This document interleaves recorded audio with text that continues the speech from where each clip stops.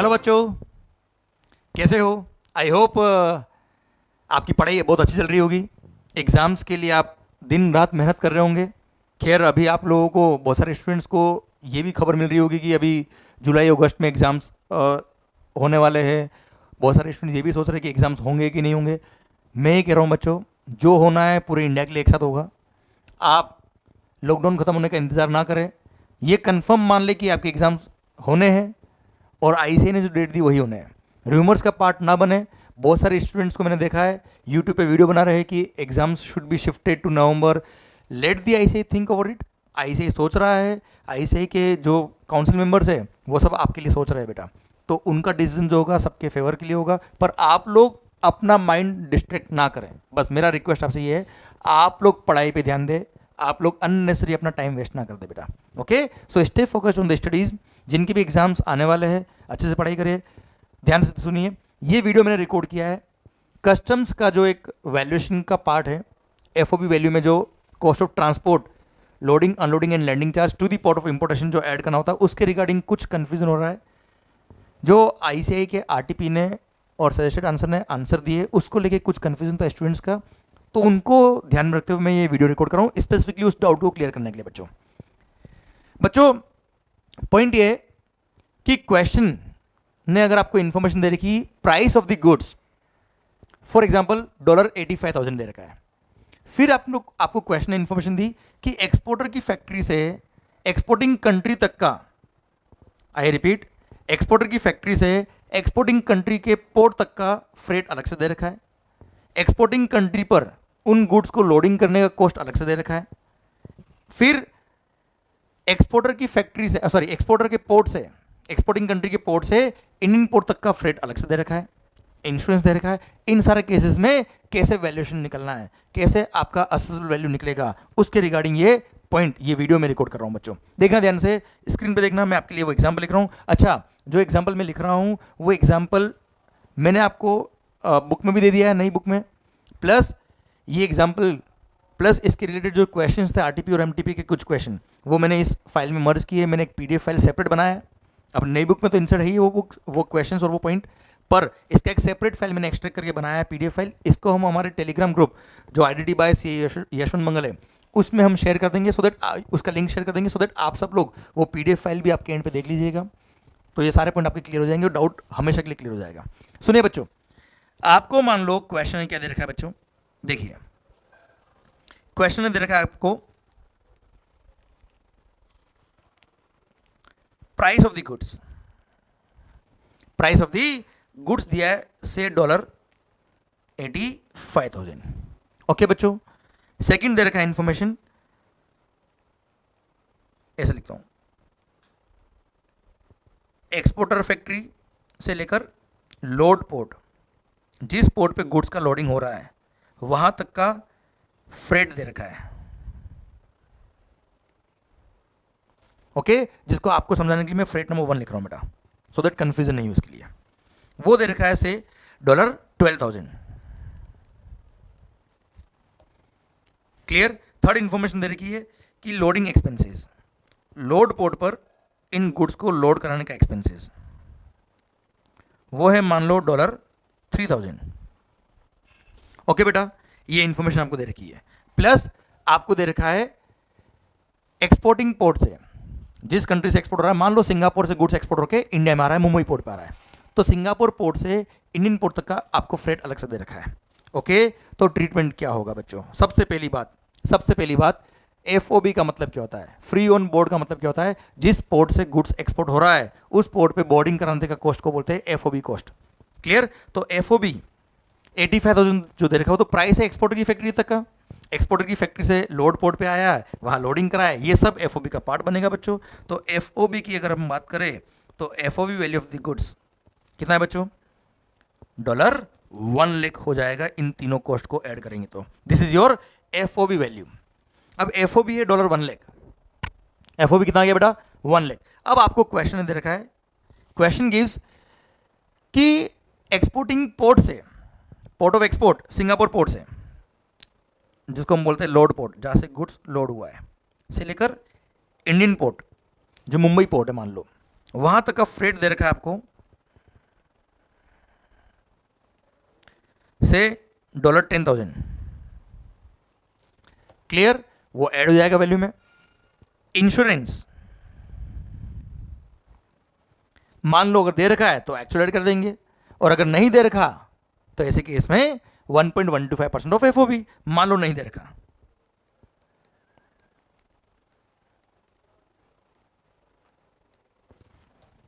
Clear, 1.125% of FOB होता है कितना, 1125, 1 लाख का 1.125% बेटा। टोटल हो गया कितना, 1,11,125। ये टोटल आ गया आपका क्या, CIF value which is called accessible value. और इसी पे लगेगा क्या, कस्टम्स। इसी पे क्या लगेगा बेटा, कस्टम्स।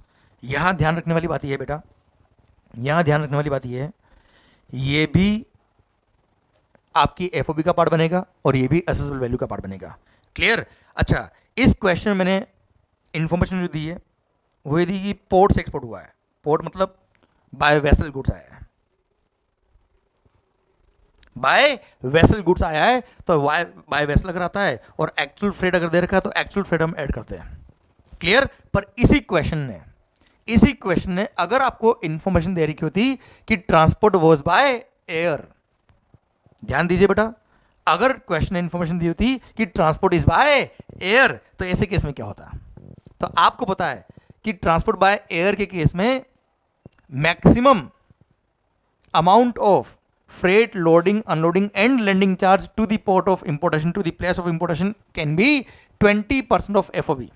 तो एक्चुअल जो आपकी कॉस्ट है, cost of freight loading unloading landing charge to the port of importation and 20% of FOB, जो भी कम आएगा वो हम ऐड करते हैं to arrive at assessable value for the purpose of customs. Clear. तो ऐसे केस में क्या होगा बेटा, ऐसे केस में क्वेश्चन में कहां ट्विस्ट आएगा, ध्यान दीजिएगा बेटा, यही एक कंफ्यूजन था जो क्लियर हो जाएगा अभी 2 मिनट में आपके लिए। अगर ट्रांसपोर्ट बाय एयर दे रखा है और सेम क्वेश्चन है, मान लो same question transport by air है, तो पहली बात तो ये कि जो एक्चुअल को हम कंपेयर करते हैं, ध्यान दीजिए बेटा, actual cost of transport loading unloading and landing charges to the place of importation. Clear. ये पता है क्या होगा, ये एक्चुअल कॉस्ट लेंगे एक्सपोर्टर की फैक्ट्री से लेकर, आई रिपीट, एक्सपोर्टर की फैक्ट्री से लेके इंडियन पोर्ट तक का जो फ्रेट होगा, लोडिंग अनलोडिंग चार्जेस होंगे, ये सब कुछ ऐड करेंगे। उसके बाद जो वैल्यू आएगी, जो अमाउंट आएगा, उसको कंपेयर करेंगे 20% ऑफ FOB से। I repeat with the example of this question, साहब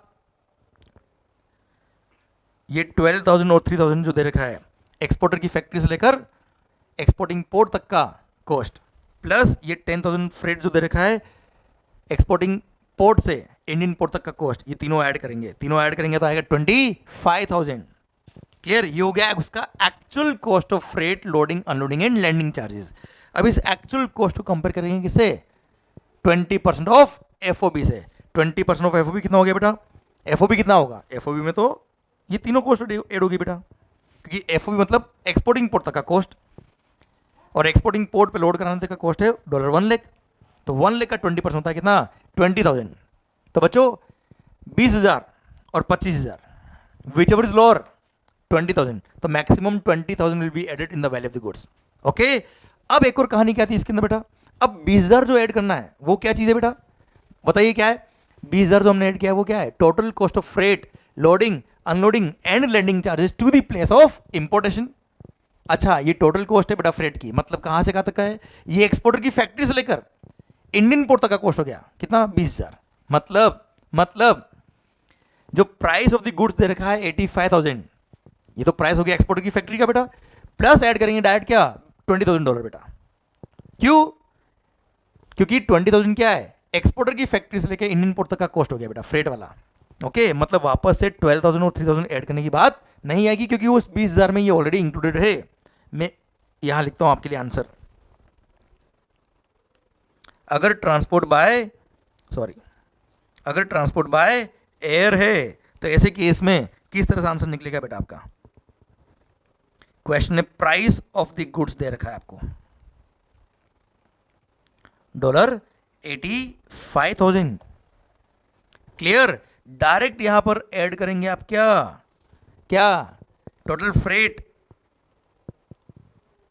loading unloading and landing charges to the place of importation, कितना बेटा, एक्चुअल एक्चुअल आया था आपका $25,000 और 20% ऑफ FOB, 20% ऑफ FOB था कितना 20,000, which ever is lower.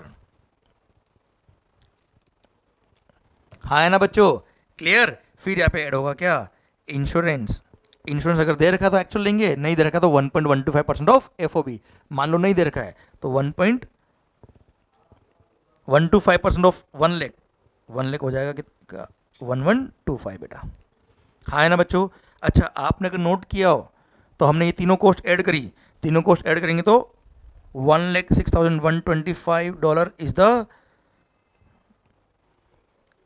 CIF value which is called assessable value on which customs will be charged। बच्चों मतलब FOB निकालते वक्त तो हमने वो 12,000 और 3,000 जो कॉस्ट थी एक्सपोर्टर की फैक्ट्री से लेकर लोड पोर्ट तक की कॉस्ट, उसको हमने FOB का पार्ट बनाया बेटा।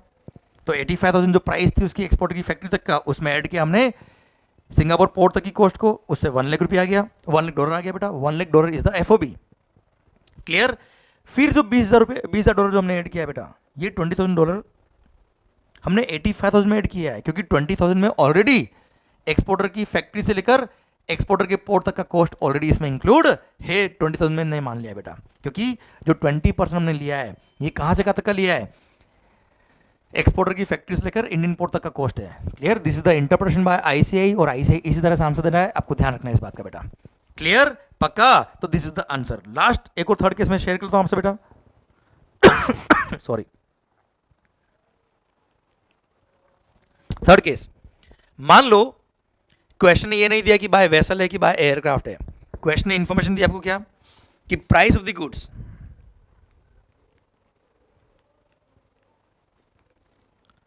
$85,000 बच्चों।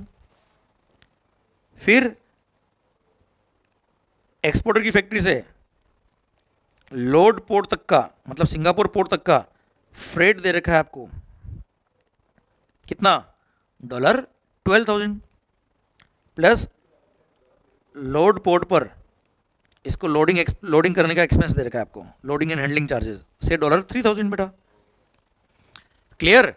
पर क्वेश्चन ने आपको लोड पोर्ट से, मतलब सिंगापुर पोर्ट से, एक्सपोर्टिंग पोर्ट से इंडियन पोर्ट तक का फ्रेट नहीं दे रखा है। अब आपको पता है अगर if the freight is not ascertainable, तो भले ही बाय एयर हो भले ही बाय वाटर हो, the amount of freight will be 20% of the FOB। तो वो 20% ऑफ FOB क्या होता है बेटा, amount of freight, loading unloading and landing charges to the place of importation. तो देखो इसके अंदर क्या रहा है, अमाउंट ऑफ फ्रेट भी आ रहा है, loading unloading and landing charge to the place of importation भी आ रहा है। और सर्कुलर भी आया था जब ये अमेंडमेंट हुआ था रूल नंबर 10 में, तब सर्कुलर आया था सितंबर 2017 में, उसने बोला था क्या, लोड पोर्ट का जो कॉस्ट होता है वो भी इस 20% का पार्ट बनता है बेटा।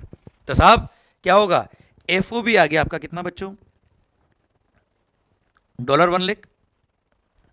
अब $1 लाख FOB आ गया, अब 20% जो हम लेंगे वो FOB का लेंगे बेटा, पर 20% ऑफ FOB विच इज $20,000। अब ये $20,000 जो है इसमें ये कॉस्ट ऑलरेडी इंक्लूड करी हुई है, क्योंकि ये जो 20,000 कहाँ से कहाँ तक का है, एक्सपोर्टर की फैक्ट्री से लेकर इंडियन पोर्ट तक का कॉस्ट है। Clear, as per interpretation by ICAI and circular. इसलिए जब हम असेसेबल वैल्यू निकालेंगे, अब अगर FOB में डायरेक्ट 20,000 ऐड कर दिया हमने अगर, तो बच्चों ये कॉस्ट डबल बार ऐड हो गई बेटा, एक तरह से डबल बार इंक्लूड हो गया ये वाला कॉस्ट। तो इसलिए व्हाइल डिटरमाइनिंग असेसेबल वैल्यू हम क्या कर रहे हैं, इसमें direct price of the goods दे रखा है $85,000 बेटा, इसमें ऐड करेंगे डायरेक्ट क्या बेटा,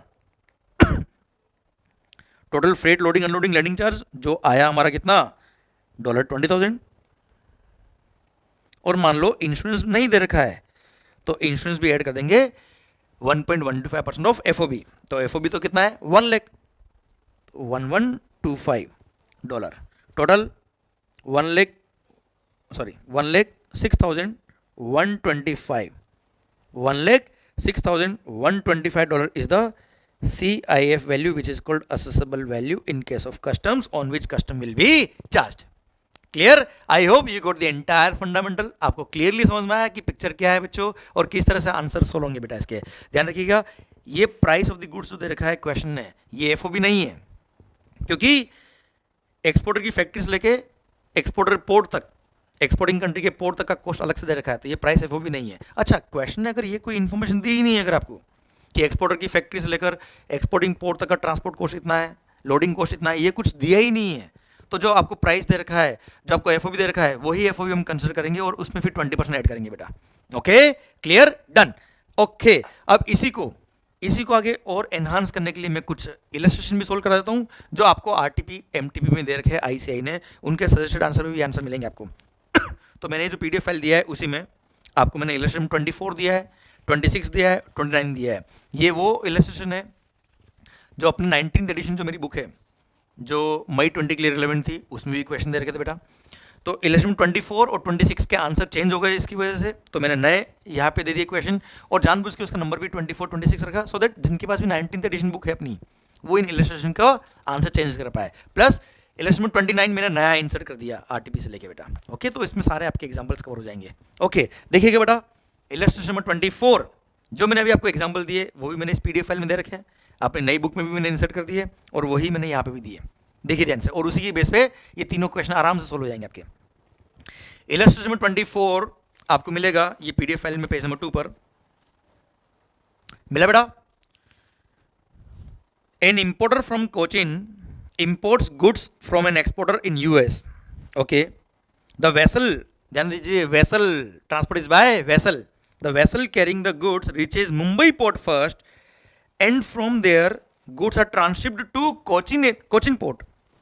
अच्छा बच्चों, यूएस से गुड्स निकला, मुंबई पहुंचा, और मुंबई से पहले कहाँ गया, सॉरी कोचिन गुड्स जाना था बेटा, यूएस से निकला पहले कहाँ आया, मुंबई, और मुंबई से ट्रांसशिप करके कहाँ लगे, कोचिन। और आपको पता है as per rule number 10, as per rule number 10 आपका जो ट्रांसशिपमेंट का जो कॉस्ट होता है मुंबई पोर्ट से कोचिन पोर्ट का, वो वैल्यू का पार्ट नहीं बनता, ठीक है, वो तो पहले भी था अभी भी है, उसमें कोई दिक्कत नहीं है।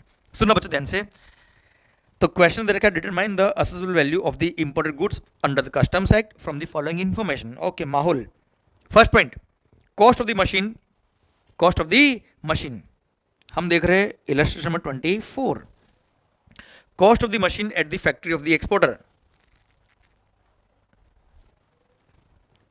ओके बच्चों, मैं शॉर्ट में लिख रहा हूं यहाँ पे, कॉस्ट कितना बेटा, अरे माहौल US dollar 2000, then transport charges from factory of exporter to the port of shipment। बच्चों, transport charges from the factory of exporter to the port of shipment $1000, ये ऐड करेंगे एफओबी निकालने के लिए बेटा। Then handling charges paid for loading the machine on the ship, कितना है $100, इसको भी ऐड करेंगे बेटा। क्लियर, राइटिंग समझ मारी है आपको मेरी, इस राइटिंग के पीछे एक रहस्य है, बताऊंगा तुम्हें ये रिकॉर्डिंग के बाद में, सुनना। Then buying commission paid by the importer add करना है क्या, नहीं, बाइंग कमीशन ऐड नहीं करते, आपको पता है rule number 10 sub rule number 1 के हिसाब से। Then freight charges from exporting country to India, अच्छा बाय वेसल है और एक्चुअल कॉस्ट दे रखा है तो हम इसको इंक्लूड कर देंगे, पर रुको अभी एफओ भी देखते क्या होती है बेटा। Actual insurance charges paid are not ascertainable, तो 1.125% ऑफ एफओबी, तो पहले एफओबी में और कुछ इंक्लूड करके देखते हैं हम। Charges for design and engineering work undertaken for machine in US, yes sir, आपको पता है design development and engineering charges which are incurred outside India will be added in the value of the goods to arrive at FOB बेटा। Okay, तो $5000 add होगा बेटा FOB के लिए। Unloading and handling charges paid at the place of importation, आपको पता है सितंबर 2017 में जो अमेंडमेंट हुआ था उसकी वजह से सर इंपोर्टिंग कंट्री में जो अनलोडिंग कॉस्ट होता है, हैंडलिंग चार्ज लैंडिंग चार्ज होता है, उसको इंक्लूड नहीं करते, वैल्यू में इंक्लूड नहीं करेंगे साहब, इसको ignore. Transport charges from Mumbai port to Cochin port, बताया अभी आपको रूल नंबर 10 में दिया है क्या कि ट्रांसशिपमेंट का जो कॉस्ट होता है मुंबई पोर्ट से कोचिन पोर्ट का कॉस्ट इस एग्जांपल में वो इंक्लूड नहीं होगा वैल्यू में। ओके, तो ये भी इग्नोर हो जाएगा। ओके, तो इनको ऐड करेंगे तो आपका एफओबी वैल्यू आएगा।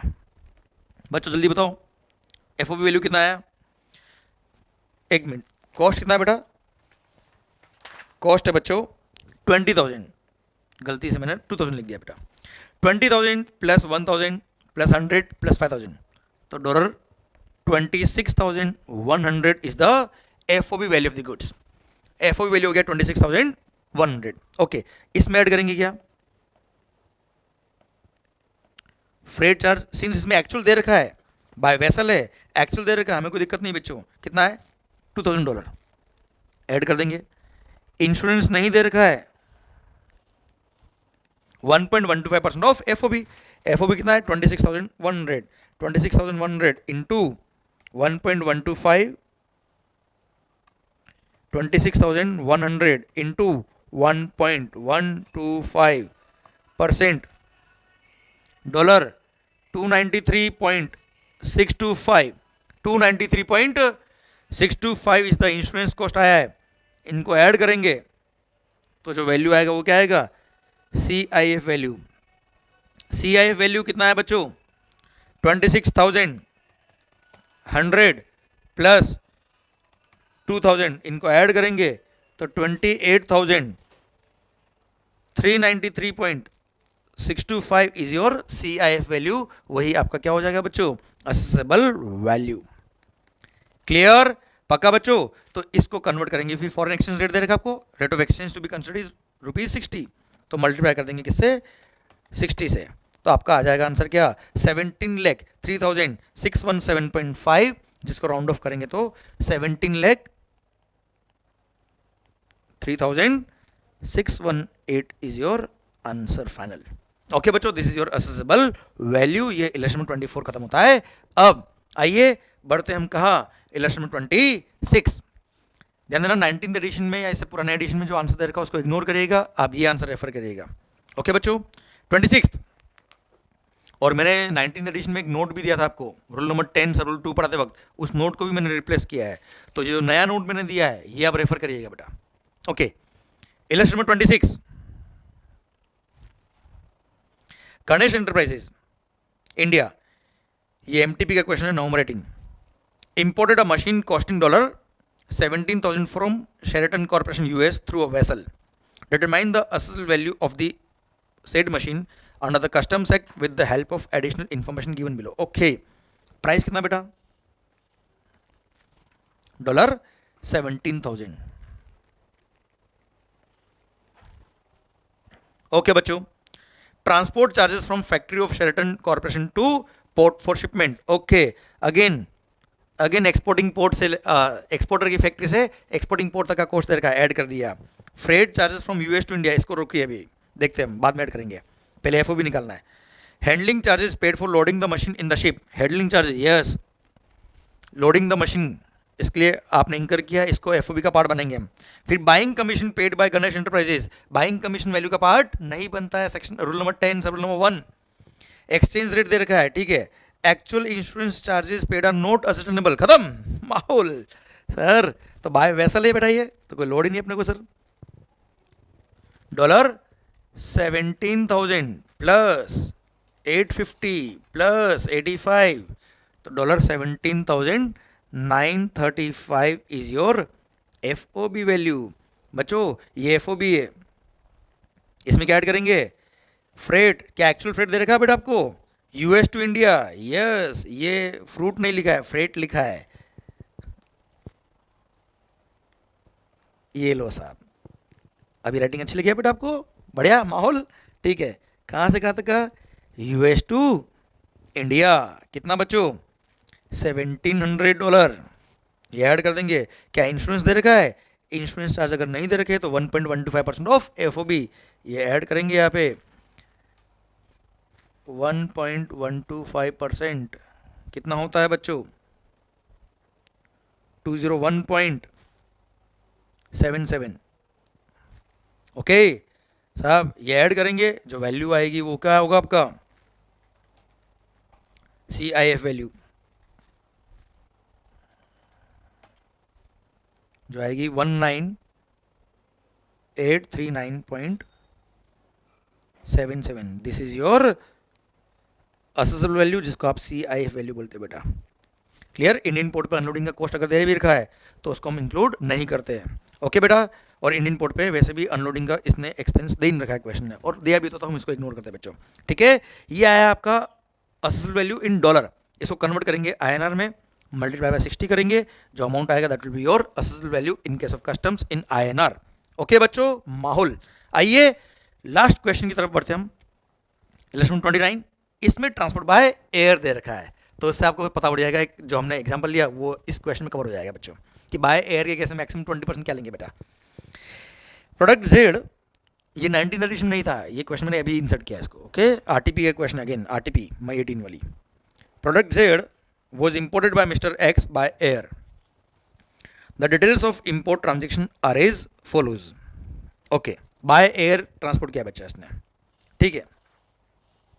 Price of Z at exporter's factory. Okay, again exporter की फैक्ट्री का प्राइस दे रखा है बेटा आपको, कितना, $8,500 बेटा। Okay, freight from factory of exporter to load airport. अच्छा बच्चा, आप ध्यान रखना है इसके अंदर, सिंस बाय एयर है, हमको ध्यान रखना है कि एक्सपोर्टर की फैक्ट्री से लोड एयरपोर्ट का फ्रेट अलग से दे रखा है, लोडिंग एक्सपेंस दे रखे होंगे, फिर इंडियन पोर्ट का फ्रेट अलग से दे रखा होगा। तो हमको एफओबी के लिए तो हम लोड पोर्ट तक का कॉस्ट लेंगे, पर 20% निकालते वक्त हम टोटल फ्रेट को कंपेयर करेंगे किससे, 20% से। इसलिए इसका वर्किंग थोड़ा अलग तरीके से करिएगा। तो प्राइस दे रखा है 8500, freight from factory of exporter to the load airport, airport in the country of exporter, कितना, $250 बेटा। तो मैं इसको फ्रेट 1 लिख रहा हूं अभी आपके लिए, $250 बेटा। Loading and handling charges at the load airport, again $250 बेटा। लोडिंग एक्सपेंसेस, ये एफओबी का पार्ट बनेगा बच्चों। फिर freight from load airport to the airport of importation in India दे रखा है 4500 बेटा। तो मैं यहाँ पे आपकी कन्वीनियंस के लिए समझाने के लिए जस्ट शॉर्ट पे लिखने के लिए 4500 यह लिख रहा हूँ मैं साहब, फ्रेट 2। ये जो राइटिंग बार बार गड़बड़ हो रही है, इसका भी एक राज आपको बताऊंगा मैं, रुकिए आप, अभी रुको, आप पढ़ो एक बार। तो टोटल फ्रेट हो गया कितना, टोटल फ्रेट मैं यहां लिखता हूं, total freight loading unloading and landing charges, loading unloading and landing charges कितना बच्चों, $5000। क्लियर। अब बच्चों ये हो गया total freight loading unloading and landing charges to the place of importation. Clear. पर ट्रांसपोर्ट बाय एयर अगर होता है तो this can not exceed 20% of FOB. तो पहले आपको एफओबी निकालना पड़ेगा, तो आप वर्किंग नोट में पहले एफओबी निकालिएगा।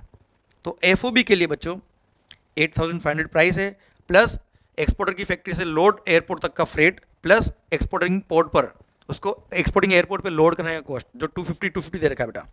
तो 8500 प्लस 250 प्लस 250 तो आपका आएगा $9000 इज द एफओबी बेटा। अब 9000 का 20%, ये वर्किंग नोट में वर्किंग करिएगा, $1800। ये क्या आ गया बेटा आपका, maximum amount of freight loading unloading landing charge to the place of importation, ये इतना ही ऐड कर सकते हो। एक्चुअल है 5000 और 20% आया कितना, 1800। तो which ever is lower, 1800 can be added to arrive at assessable value. Clear. अब ध्यान देना बेटा, इस 1800 में ये मान के चलो आप कि 250 और 250 ऑलरेडी इंक्लूड किया हुआ है, इसलिए इसको वापस से डबल टाइम ऐड नहीं करना। तो इसलिए आपको जो प्राइस दे रखा है 8500 उसमें डायरेक्ट ऐड करेंगे क्या, 1800। क्लियर। अलग से 250 प्लस 250 अलग से और ऐड करने की जरूरत नहीं है, ऑलरेडी 1800 में इंक्लूड किया हुआ है इसको। पक्का बच्चों, माहौल ठीक है सर। फिर क्या दे रखा है क्वेश्चन में, देख लीजिए वापस, क्वेश्चन कुछ रह तो नहीं गया आपसे। प्राइस 8500, फ्रेट ले लिया, landing loading and handling charge ले लिया, freight from load airport to the airport of importation in India ले लिया हमने, इंश्योरेंस चार्ज दे रखा है। और आपको पता है इंश्योरेंस अगर एक्चुअल दे रखा है तो हम एक्चुअल लेंगे साहब, भले वो बाय एयर हो, भले बाय वाटर हो, या किसी भी रूट से हो सर। क्लियर। ठीक है सर। वैल्यू से रिगार्डिंग और कोई बात नहीं दे रखी, रेट ऑफ एक्सचेंज और रेट ऑफ ड्यूटी दे रखा है, और देखते हैं हम, इनको ऐड करिए। 8500 प्लस 1800 प्लस 2000 कितना आया बच्चों, $12,300 is the CIF value of goods which is called accessible value. Clear, done. देखिए आगे क्या लिखा है क्वेश्चन में, दो the aircraft arrived on 22nd of August, the bill of entry for home consumption was already presented on 20th of August। अच्छा, अब 20 अगस्त को bill of entry for home consumption file कर दिया, पर एयरक्राफ्ट कब अराइव हुआ, 22nd of August को। The other details furnished by mister X R, rate of basic customs duty, okay, exchange rate notified by CBIC, फिर दे रखा है exchange rate prescribed by RBI. अच्छा, for the purpose of custom valuation rate of exchange notified by CBIC relevant होता है, RBI reference rate का कोई मतलब नहीं है साहब। फिर आईजीएसटी लेवेबल दे रखा है, माहौल कंप्यूट क्या करना है बेटा, value of product decide for the purpose of levying customs duty and tax payable. Okay done. सबसे पहली बात हम इसको कन्वर्ट करेंगे आईएनआर में, तो सीआईएफ वैल्यू या accessible value in INR. Sir rate of exchange कौन सा लेते हैं, जिस दिन बिल ऑफ एंट्री फाइल करी, भले ही वेसल या एयरक्राफ्ट आया नहीं आया, पहले आया बाद में आया, कोई कंसर्न नहीं है, जिस दिन बिल ऑफ एंट्री फाइल करी that date is the relevant date for the purpose of rate of exchange. तो रेट ऑफ एक्सचेंज की डेट रिलेवेंट हो गई। आपने बिल ऑफ एंट्री कब फाइल करी बेटा, 20 अगस्त को, तो 20 अगस्त को रेट ऑफ एक्सचेंज सीबीआईसी वाला कितना था बेटा, 20 अगस्त रेट ऑफ एक्सचेंज सीबीआईसी वाला ₹60 पर डॉलर, तो ₹60 पर डॉलर के हिसाब से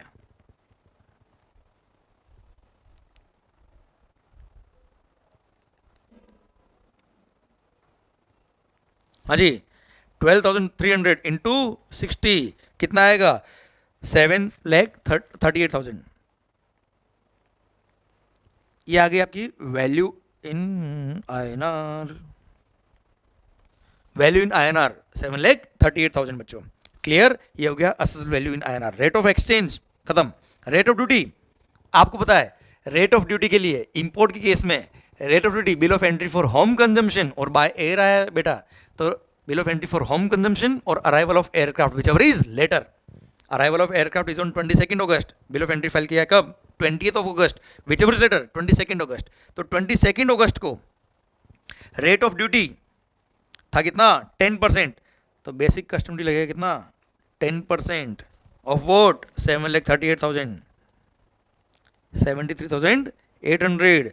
सोशल वेलफेयर सरचार्ज बच्चों भूल मत जाना, 10% ऑफ वोट 73,800 का, 7380। इन तीनों को ऐड करेंगे, इन तीनों को ऐड करेंगे तो अमाउंट आएगा कितना बेटा आपका, 81, 91, 80। कैलकुलेशन ध्यान रखना पड़ा, कहीं गलती नहीं हो जाए आपसे कई बार हमसे भी हुई थी गलती। 81, 91, 80 is your value for the purpose of charging 37। Clear, इस अमाउंट पे लगेगा क्या, 37 क्या है बेटा, आईजीएसटी। पर आईजीएसटी का रेट ऑफ टैक्स भी कब का लेंगे, 22 अगस्त का। 22 अगस्त का आईजीएसटी का रेट कितना है बेटा, 12%। तो साहब इस पर 12% आईजीएसटी लगा देना, मल्टीप्लाई बाय 12%, 98,301.6। मैं यहाँ लिख रहा हूँ साइड में बेटा आपके लिए, ऊपर लिख देता चलो।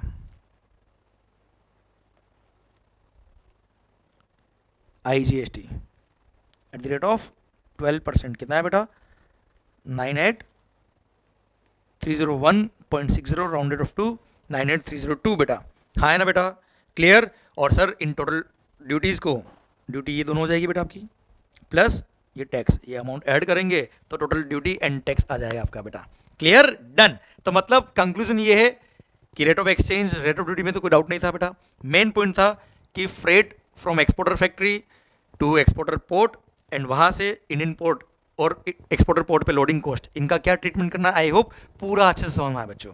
हाँ है ना बेटा, क्लियर, अच्छे से पढ़ो। आई होप क्लियर हो गया पूरा पॉइंट आपको, अब शायद कोई कंफ्यूजन नहीं रहेगा आपके एंड पर बेटा। ओके बच्चा, अच्छे से पढ़िए, ऑल दी बेस्ट। खास बात आप सबके लिए बता देता हूँ मैं, नवंबर 20 एग्जाम्स के लिए, सीए फाइनल नवंबर 20 एग्जाम्स के लिए कस्टम्स में कोई अमेंडमेंट नहीं है। जी हाँ, जैसा कि मैंने आपको लगभग 20 से 25 दिन पहले एक वीडियो रिकॉर्ड करके बोला था सबको कि इस बार बहुत ज़्यादा अमेंडमेंट नहीं है। नवंबर 20 के लिए कुछ रूमर, कुछ बच्चे कह रहे थे कि सर इस बार तो 2 फाइनेंस एक्ट एप्लीकेबल हो गए, इस बार बहुत सारे अमेंडमेंट है। कुछ भी नहीं है बच्चों, क्लियर। आप इस टाइम पे परेशान ना होइए, खुश रहिए, मस्त रहिए। बस ये एक अपडेट था, आईसीएआई ने जो इंटरप्रेशन दिया था उसके अकॉर्डिंग जो मैंने आपको चेंज बताना था वो बता दिया मैंने। भाई कोई चेंज नहीं है। अच्छा, एफटीपी में भी कोई चेंज नहीं है। फॉरेन ट्रेड पॉलिसी 2015-20 जो 31 मार्च 2020 तक एप्लीकेबल थी, उसको 1 साल के लिए एक्सटेंड कर दिया, 31 मार्च 2021 तक एक्सटेंड कर दिया। तो वही पॉलिसी जो पहले थी वही अभी एप्लीकेबल है बेटा। तो नवंबर 20 के लिए कोई चेंज नहीं है। इनफैक्ट मई 21 के लिए भी बहुत रेयर कुछ चेंज आएंगे बेटा, जो आएंगे वो हम अलग से बात कर लेंगे। क्लियर। और उसमें जो एग्जामिशंस थे, बेनिफिट थे, उसको एफटीपी के अंदर उसको 1 साल के लिए और एक्सटेंड कर दिया बेटा। क्लियर। तो कस्टम और एफटीपी में देखा जाए तो कुछ चेंज है ही नहीं बच्चों। ये बस 31 मार्च 2020 तक जो बेनिफिट था एफटीपी में उसको 31 मार्च 2021 तक कर दिया, बस ये चेंज है। एफटीपी में कोई चेंज नहीं है। और एक ये इंटरप्रेशन का इशू था आईसीआई के क्वेश्चंस को लेके, तो वो भी मैंने सोल्व कर दिया, बाकी कोई चेंज नहीं। और हाँ, जीएसटी में भी जहाँ अमेंडमेंट थे हमने सारे कवर कर लिए, वो भी बहुत ज़्यादा चेंज नहीं थे बच्चों, ठीक है। और मैं तो कह रहा हूँ लाइफ में कभी भी अमेंडमेंट आते हैं तो amendments are just interpretation of the law, amendments are just improvement in the law. Clear. GST में मेजोरिटी ऑफ द अमेंडमेंट होते हैं क्लेरिफिकेटिव नेचर के। लॉ नया नया आया है, उसको क्लेरिफाई करने में, उसको प्रैक्टिकली अप्लाई करने में जहाँ इशू आते हैं उसको क्लेरिफाई करता है बोर्ड।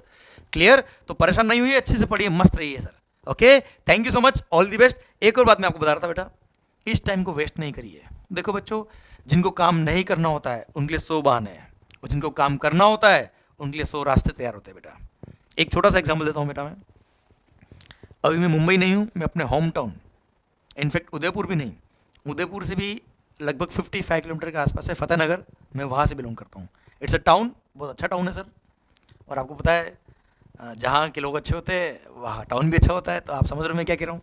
तो मेरा पॉइंट आपसे ये है, अब देखिए मैं यहाँ पर हूँ, लॉकडाउन पीरियड चालू हुआ तब से यहाँ पे हूँ मैं 20 मार्च को आ गया था मैं।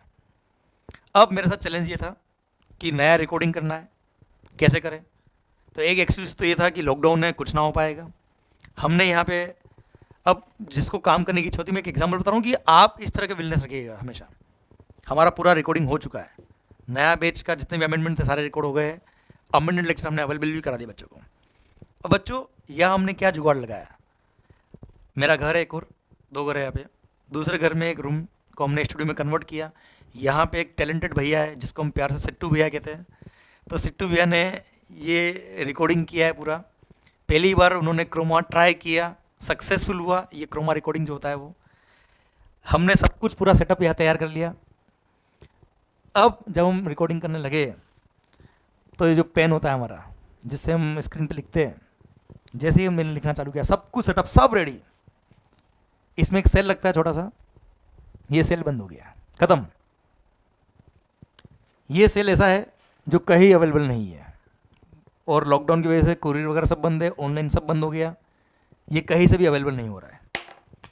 इसके लिए हमने 2-3 दिन तक सब तरफ पता कर लिया, नहीं मिल पा रहा था। हमने बोला पेन मंगा लो साहब, पेन भी नहीं मिल पा रहा था, लॉकडाउन की कंडीशन बहुत ख़राब थी। एट दी एंड हमने क्या किया बच्चों, मैं बताता हूँ आपको। चाहिए था हमको ये वाला सेल, मेरे को मिला ये वाला सेल। देखिए साहब, अब क्या किया हमने इस सेल के पीछे लगाया है एल्यूमिनियम फॉइल। जी हाँ, एल्यूमिनियम फॉइल लगा के हमने इस पेन को कनेक्ट किया। देखिए ये रहा एल्यूमिनियम फॉइल, इसके अंदर ये रहा वो सेल। ये सेल के पीछे एल्यूमिनियम फॉइल कनेक्ट किया तो इसका जो करंट होता है वो पास हो जाता है। हमने इस तरह से इस सेल का जुगाड़ बिठाया, इस सेल को कनेक्ट किया और ये पेन रेडी। थोड़ा सा डिस्टर्ब होता है नो डाउट लिखने में, जो फ्लुएंसी से चलता है उस फ्लुएंसी से नहीं चला, पर हाँ अल्टीमेट काम हो गया है बच्चों। तो आप जो देख रहे हो राइटिंग थोड़ा सा गड़बड़ होता है, कहीं पे कुछ मार्क हो जाता है, थोड़ा सा सेंसर में फ़र्क आता है इसका। मेरा पॉइंट आपसे ये, लॉकडाउन चल रहा है, सब तरफ कुछ ना कुछ परेशानी है, पर आपकी अगर विल पावर स्ट्रॉन्ग है तो आप कोई ना कोई जुगाड़ बैठा के काम कर सकते हो। तो sir instead of giving excuses, कोशिश करो आप अपने काम के लिए फोकस रहे, अपनी पढ़ाई अच्छे से करें।